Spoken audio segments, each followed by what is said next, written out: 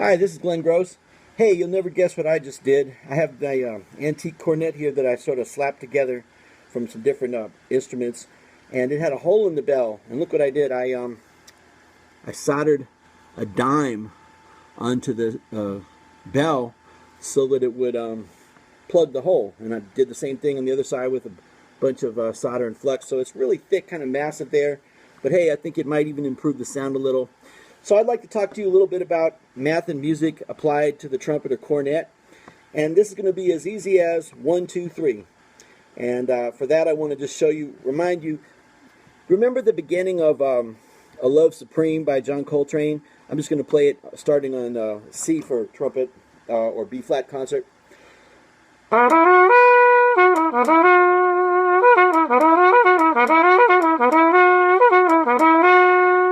That's a very significant fanfare, I would call it. He played it originally on the sax, but let's call it a fanfare.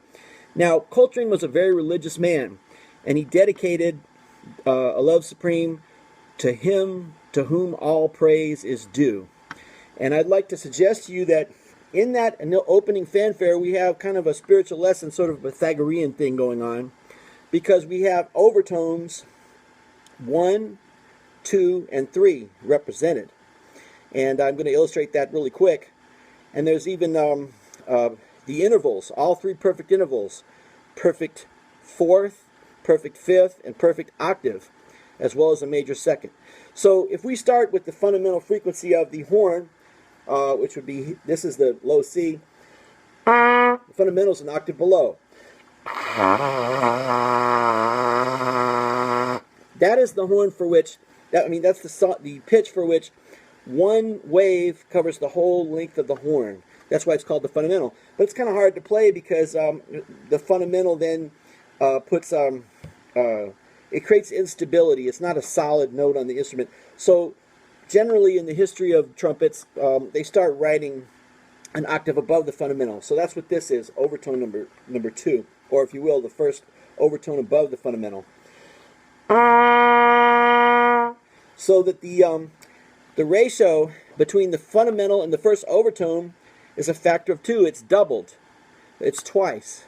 So if we think of the first overtone as 1, starting here, an octave above it, and the next overtone is 2, would be the interval of an octave.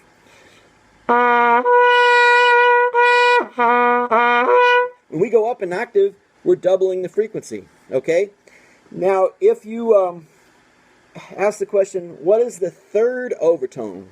Well, it turns out that the third overtone is the perfect fifth, this note here. So the interval from the first overtone to the third overtone is a perfect fifth plus an octave. I'm going to try to play the fundamental for you and go straight to the third overtone. So this interval here, it's a perfect fifth, and it constitutes 3 halves, essentially. 3 halves times the it's 2 to the 1 half. It's 2 to the 3 halves power times the fundamental frequency. I think that's right. Yeah, because when you double, that's a factor of 2. Actually, it's just 3 times the fundamental frequency. So when you take the fundamental frequency times 3, that's when you get overtone number 3. So if we're going to start counting overtones, according to the physics of sound, our lowest note ought to be counted as a 2. So if we start thinking, if you're not going to play the pedal note, just think of this. That's 2, 2, 3.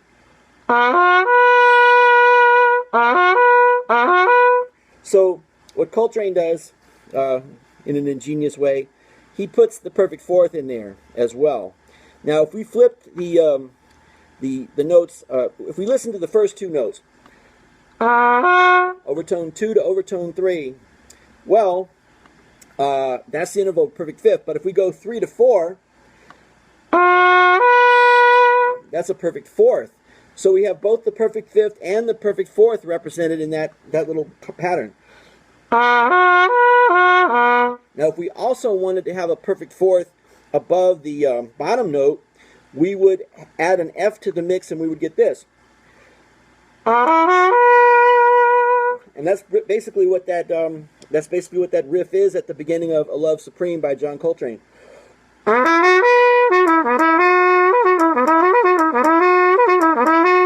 Now, of course, that's not the key that he does it in, and I'd like to suggest, you know, whatever instrument you play, why not master that in all 12 keys? I'm going to say it's as easy as 1, 2, 3. Why? Because we've got the fundamental up an octave as the bottom note. We've got overtone. The 2, it comes in the fact that there's an octave between the bottom note and the top note, and the 3 is the perfect fifth right in the middle. So it's as easy as 1, 2, 3. So I'm just going to add. I'm just going to go down by half steps and show you how nice that sounds.